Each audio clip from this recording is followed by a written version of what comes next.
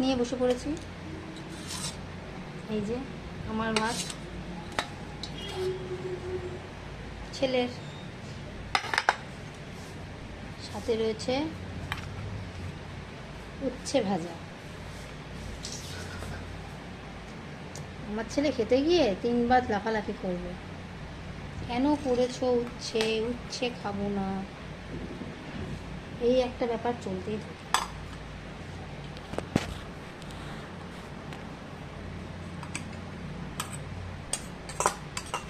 Lipstick করে খেতে বসি না, খাবো তো খাবার, লিপস্টিক করে কি হবে?